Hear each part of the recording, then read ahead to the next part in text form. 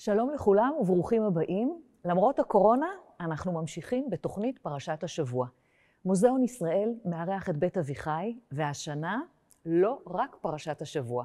בעוד רגע יהיו איתנו פרופסור אביגדור שנן, שהוא פרופסור לספרות האגדה והמדרש, והיועץ האקדמי של בית אביחי, והדוקטור חיים גיטלר, שהוא חוקר מטבעות עתיקים והאוצר הראשי לארכיאולוגיה של מוזיאון ישראל. יהיה מעניין.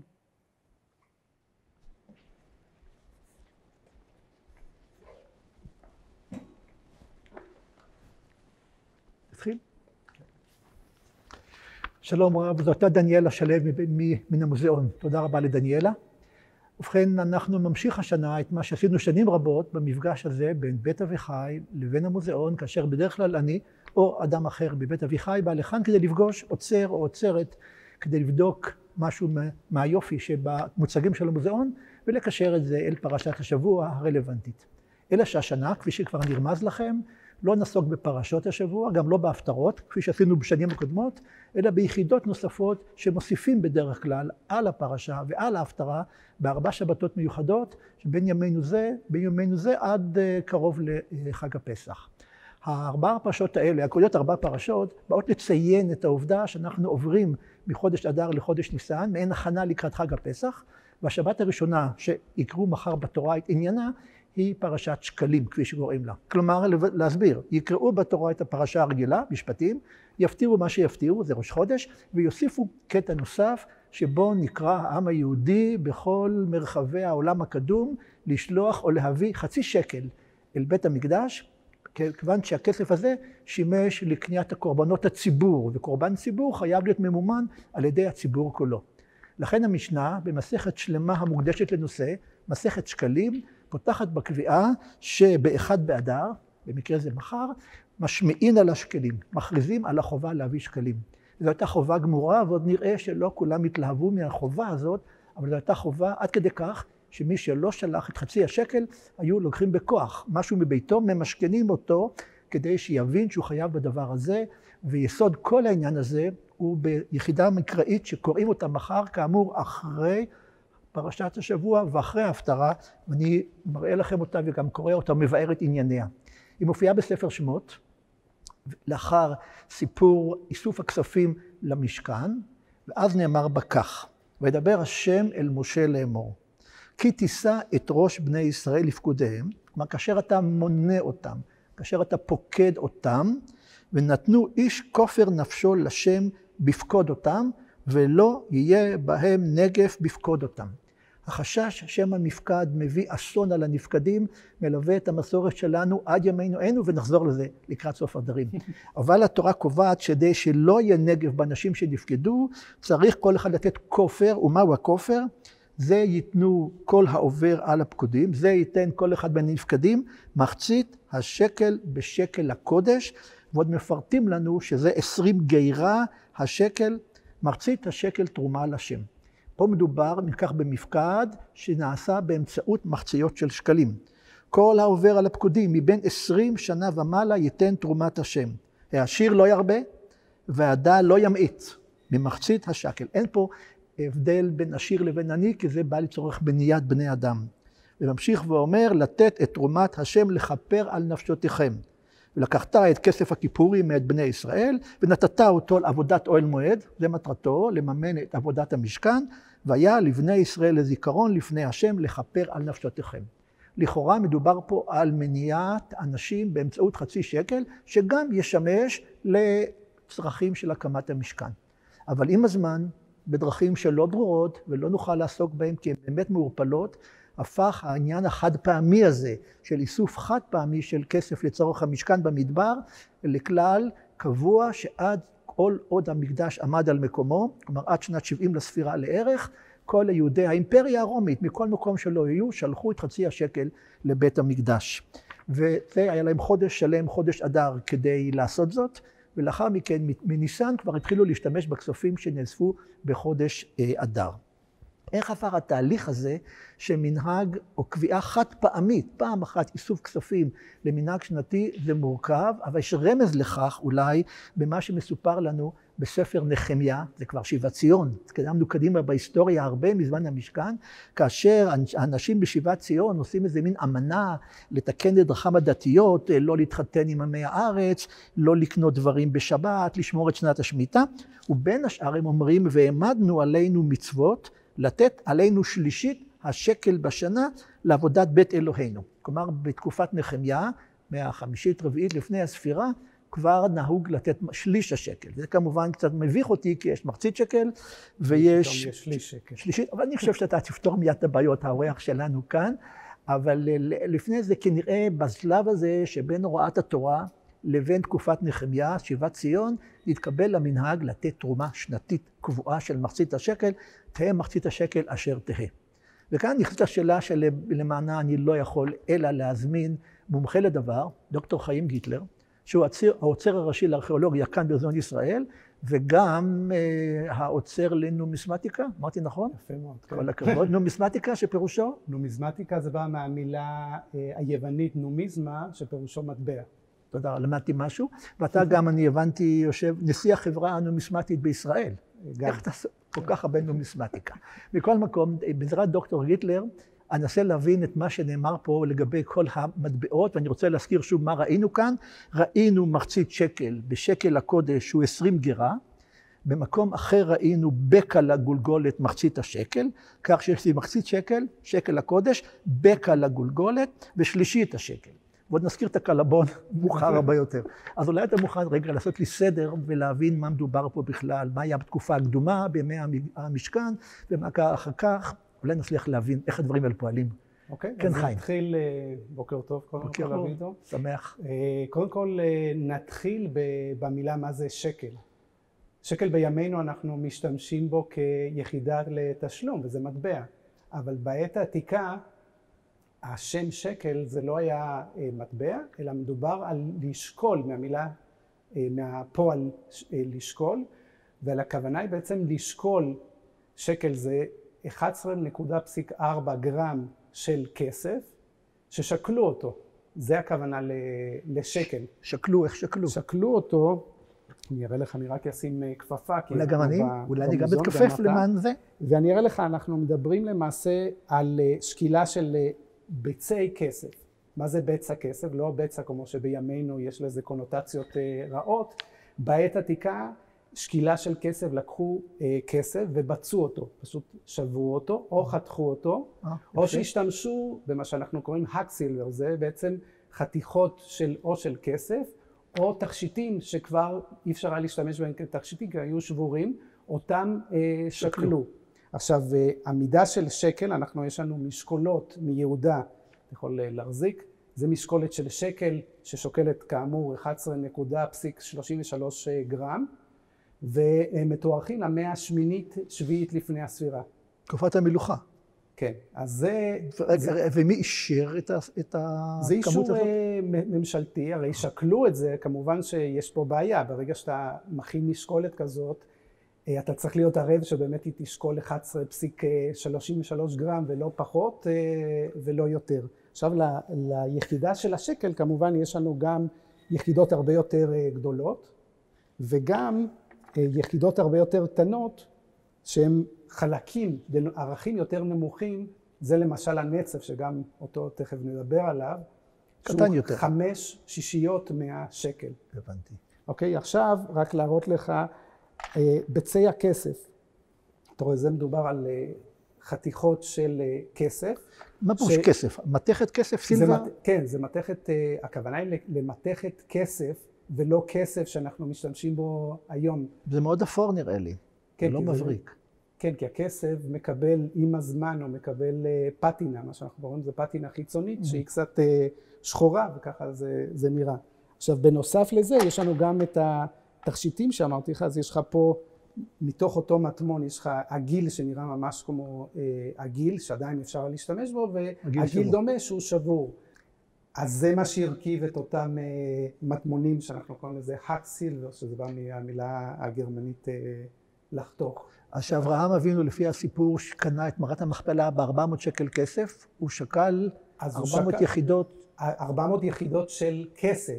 השאלה היא כמה השקל באותה תקופה היה שווה מבחינת המשקל של הכסף, כי הוא כל הזמן משתנה. אתה תאר לעצמך שעם 400 השקלים שמסופר באותו סיפור, כפול 11.3 זה לא הרבה כסף. זה נכון. הוא קנה את זה כנראה במחיר זול.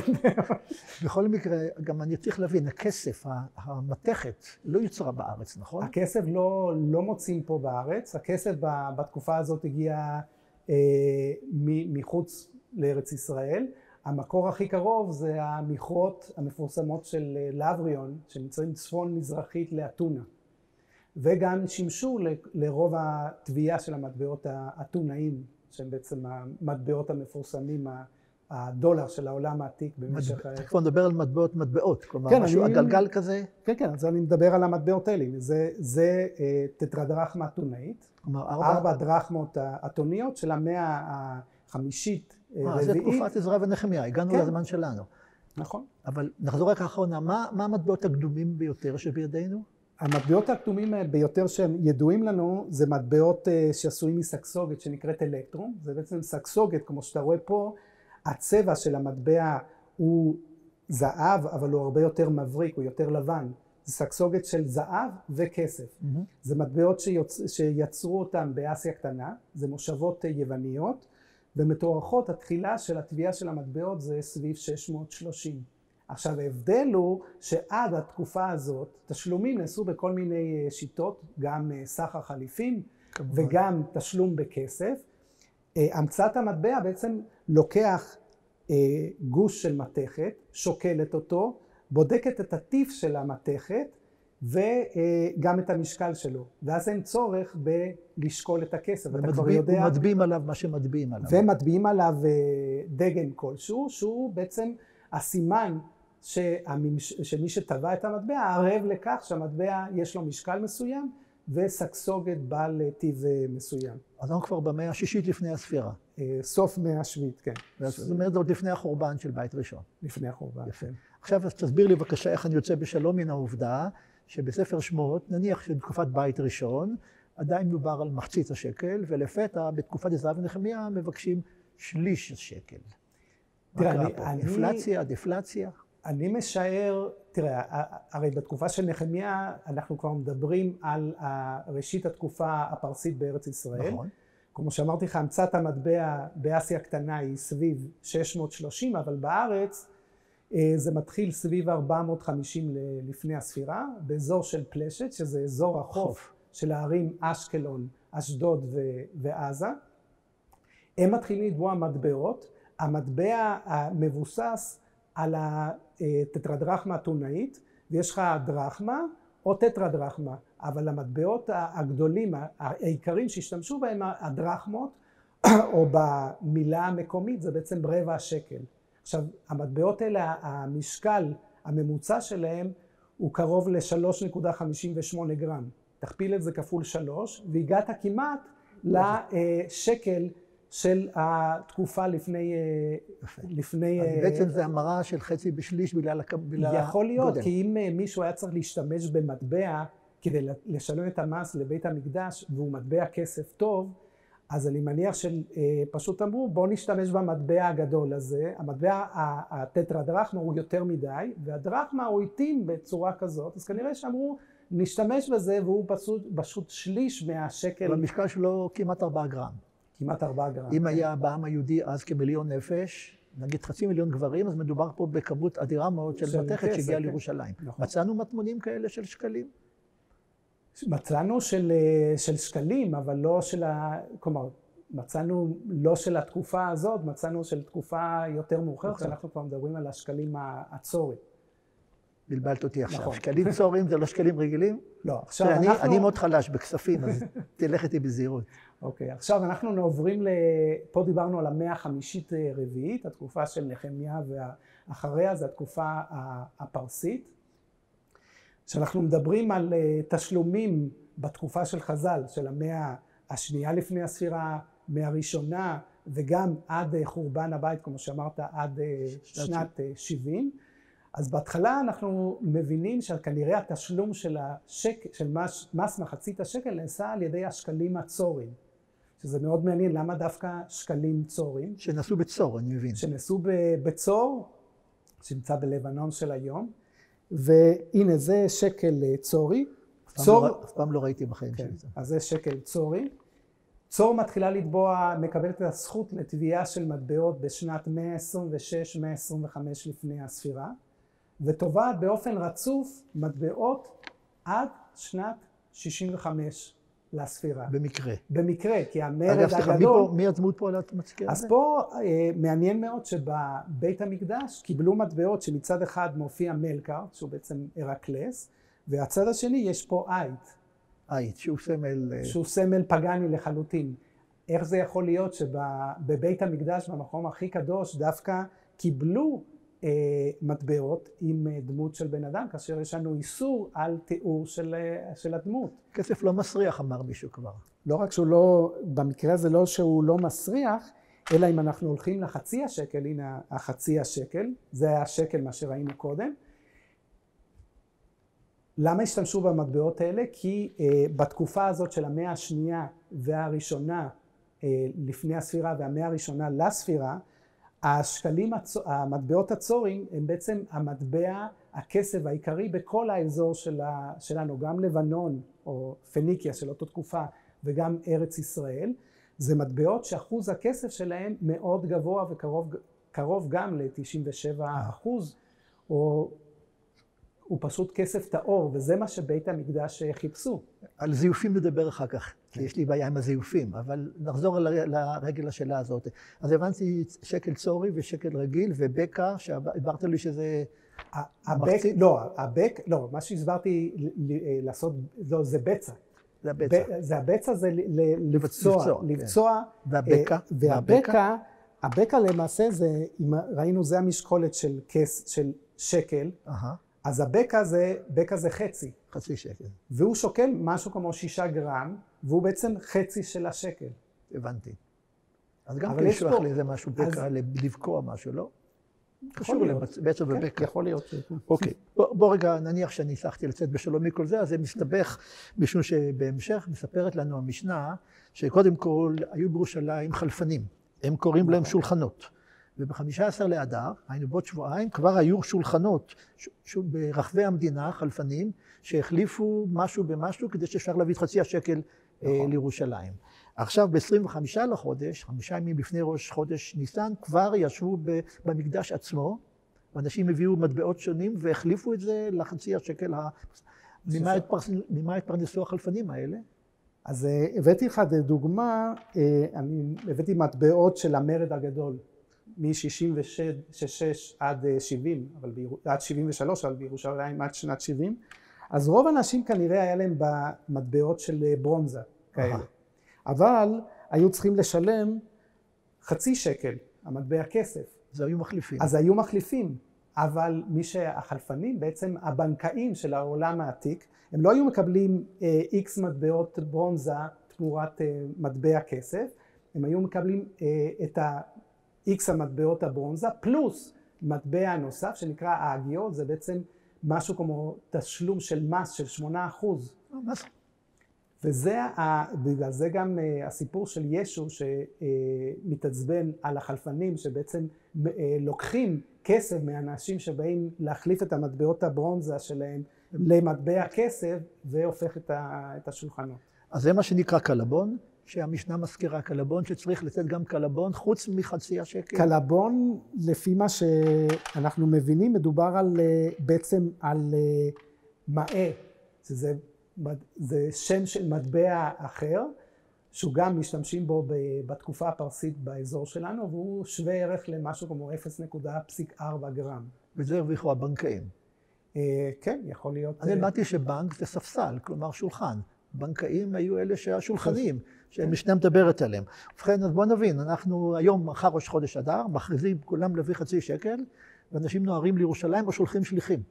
עכשיו, מה קורה אדם שגר במקום רחוק מאוד, נניח שולח מרומא או שולח מאלכסנדריה, שולח שליחים עם כמויות גדולות של חצי שקלים, זה כבד מאוד. אז המשנה מספרת שמותר לצרף שקלים לדרכונות. היינו, מי שלוקח שקלים אלכסנדריה, אסף את השקלים, המיר אותם בדרכונות, ואת הדרכונות הביא למקדש. מה זה הדרכונות? תראה, כנראה, אנחנו רק מניחים, כי אנחנו מדברים על שמות שאנחנו מנסים למצוא להם את השמות העתיקים. אני מניח שמדובר במטבעות שנקראים דריקים, מטבעות של זהב שהתחיל לטבוע דריווש הראשון, המלך הפרסי ששלט בין 521 ל-486. זה יפה. עכשיו, זה מטבע זהב.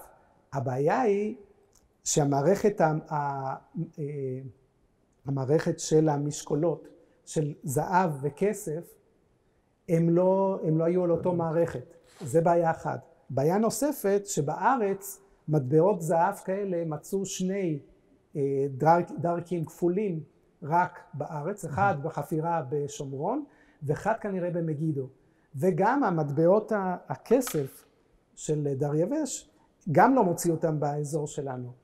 אז נוצרת פה בעיה, אולי בתפיסה זה יכול להיות מאוד נחמד לקחת כמה מטבעות זהב, ובמקום מטבעות כסף כמובן לזהב יש לו ערך הרבה יותר גדול, אבל בתכלס אנחנו נמצאים פה בבעיה, כי בארץ לא מוצאים אותם. אם לא מוצאים את המטבעות האלה, זה אומר שהם לא היו פה במחזור. בכל מקרה, אם נקבל את המשנה כפשוטה, אז מי שיצא לדרך החליף את המטבעות כסף במטבעות זהב, יקרים יותר, והמשנה באותו הקשר מספרת על מטבעות שנגנבו או שעבדו בדרך.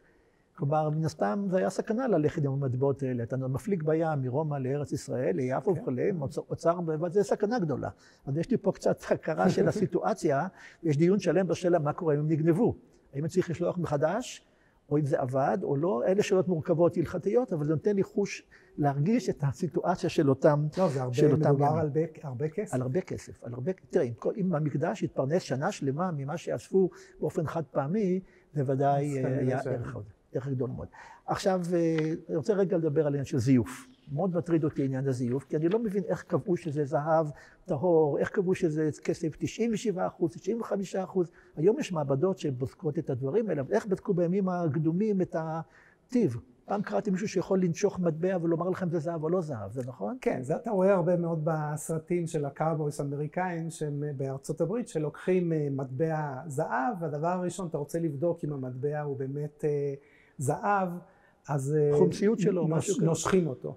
עכשיו, בעת עתיקה, אתה יכול להבין שאם אנחנו מדברים על המצאת המטבע, איך שהמציאו מטבעות גם התחילו לזייף אותם.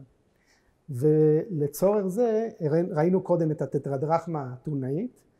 עכשיו תראה מה קורה אם אתה לוקח את אותה טטרדרכמה האתונאית שאמורה להיות עשויה מכסף טהור, ובעצם אתה שם בפנים, במקום כסף, אתה שם מתכת, יכולה להיות גם מתכת לבנה, אבל לבטח פה במקרה הזה זה ברונזה, מתכת שהיא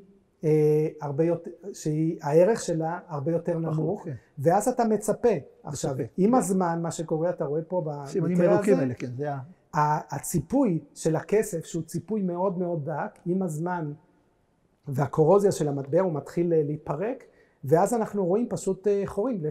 במקרה הזה פה, כל השכבה העליונה של הציפוי ירדה. עכשיו, איך אנחנו יודעים?